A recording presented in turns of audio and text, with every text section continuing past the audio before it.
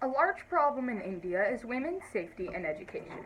But if someone were to narrow that down and be a little more specific, they'd find that a lot of what factors into women being unsafe is rape and sex crimes.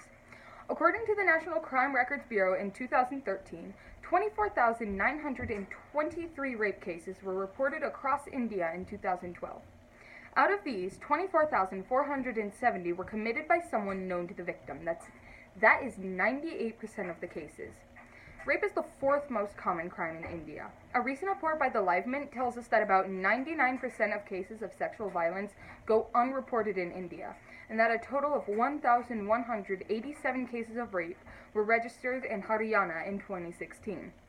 The Indian media have begun to call a string of rape cases across the country of India Nirbhaya-like, referring to the 2012 gang rape of 23-year-old physiotherapy student Jyoti Singh, who later died from injuries sustained in the attack. Singh's case shocked India, resulting in an intense period of media coverage and nationwide protests. Singh is commonly referred to as Nirbhaya, meaning fearless in Hindi. In the months following Singh's death, the central government passed legislative reform to increase penalties for sexual violence. This involved increasing the length of prison sentences and adding the death penalty. Rape is all about patriarchal power, and that kind of mindset takes a long time to change, said Sohini Bhattacharya, president of Breakthrough, a non-governmental organization that works on gender issues in India and the US. One Nirbhaya, one country protest will not change it.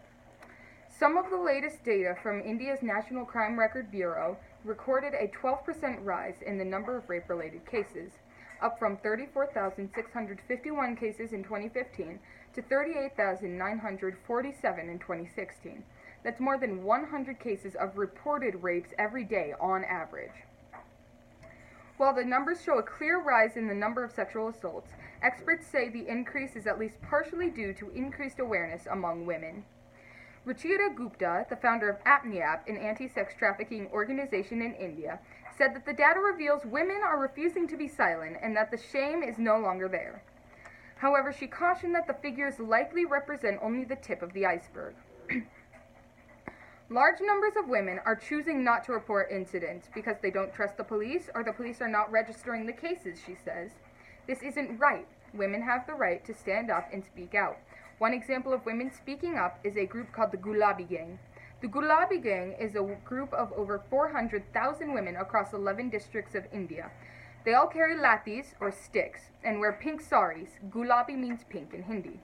Yes, we fight rapists with lathis. If we find the culprit, we thrash him black and blue so we dare not attempt to do any wrong to any girl or woman again, boasts Sampath Divapol, the group's founder and head. The gang has had their hands full with the amount of sex crimes and rapes reported to them.